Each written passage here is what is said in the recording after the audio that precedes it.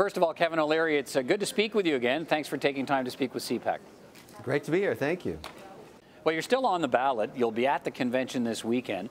Are you sorry you're not still a candidate? No, not at all. I'm very happy with the outcome because I'm going to watch Maxime Bernier win it. I'm going to make probably an interesting call in this sense. I've been staying very close to the data. As you know, I'm a numbers guy. I'm going to make a pretty, I think, you won't find a lot of people who make predictions the way I will because I've been looking at the data with large sample sets. So Bernier is going to win in the 5th ballot. Number 2 will be Scheer. But the interesting part of the race, although it's not very relevant, is Leach versus O'Toole. I can't call that right now. I think it may be the outcome that O'Toole comes in 3 and Leach comes in 4. And I wouldn't have said that 2 weeks ago, but O'Toole has had some moves up, but he's so far behind there's no chance of him winning. But it's still interesting to see a race in that 3rd spot. Well, this is interesting. We know you're endorsing Maxime Bernier for the leadership, but why are you paying such close attention? Because I'm intrigued. I made an assumption when I went through this whole process, because I told the caucus, a lot of people have called me since I made my decision, asked me why. But long ago I told the caucus, if I can't deliver a majority mandate, fire me. And because I'm not actually looking for a job. I wanted to win it for the party and then change Canada's policy and taxation and make us more competitive. And the only way you get to do that is if you win a majority mandate. When it became clear to me that I didn't poll past 11% in Quebec, I couldn't even get to 12, and Bernier was sitting at 54, that he was the guy that could do it. And so my decision was based on the polling data I had. I knew that over 50% of my people that I'd sold membership to, over 35,000 of them, were going to make Max their number 2 choice. So the natural assumption I made, along with Bernier, because we talked about it in some detail, you should be aware, and this will become lore of this convention one day, that I tried to get Max to step down and back me, thinking I could get at least 22 seats in Quebec with that strategy. He obviously didn't agree. But anyways, I'm happy with this outcome. So what's going to occur in my assumption, and remember, anything can happen, but being a numbers guy, I'm going to predict this will be very close to what I'm calling.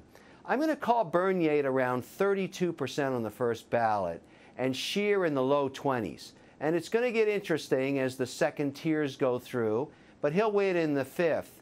But I really, and looking at my data, can't call Kelly versus O'Toole, which is intriguing. So anyways, it's fun to watch that happen. But the chance of Scheer winning, in my view, is less than 5%. So that's the biggest part of the race. And Bernier will win because 21% of my people went to his 2nd ballot. And that's why he'll win. Wait a minute. You tried to convince Maxime Bernier to step down, and he told you what? No way? That's right.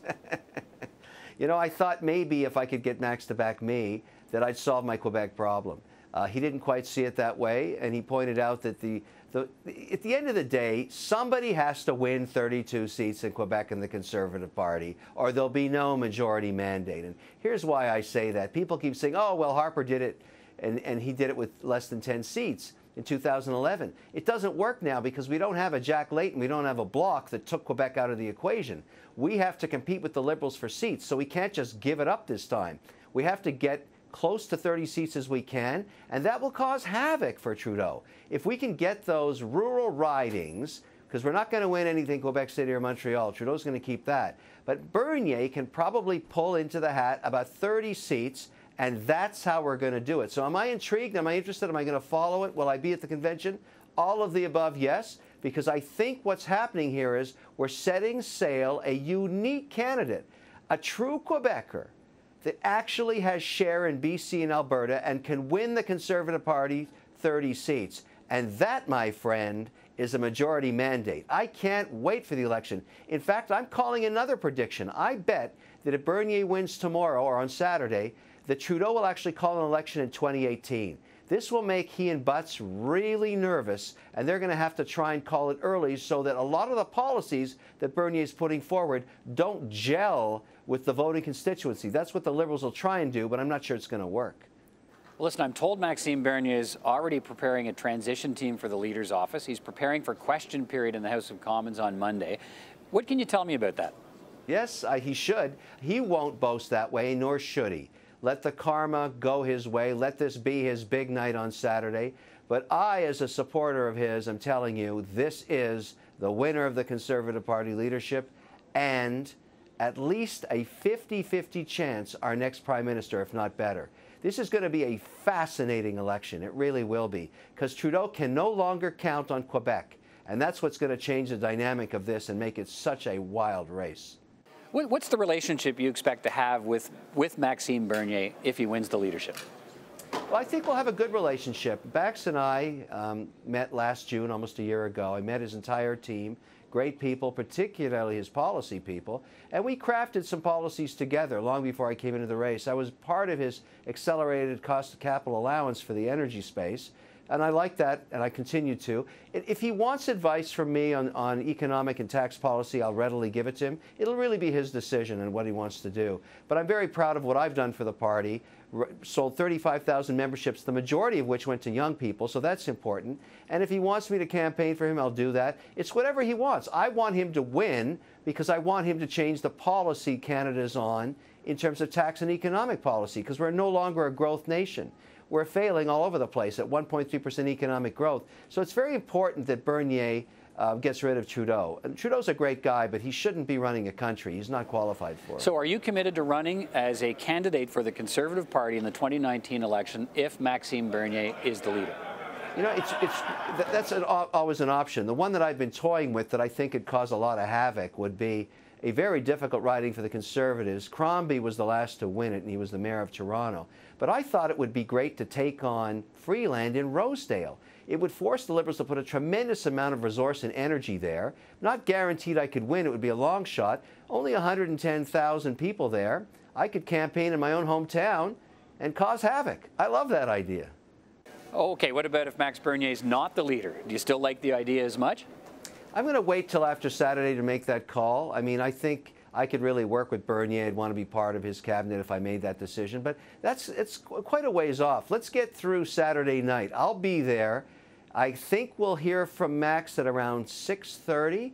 And by 7 o'clock, we'll have heard the speech from the leader of the Conservative Party. That's the guess I'm going to make. And I'm pretty confident. I'm a good numbers man. Let's see if it plays out. In fact, let me get more specific. I think in the first ballot, he'll be at about 32.5%. How's that for accuracy?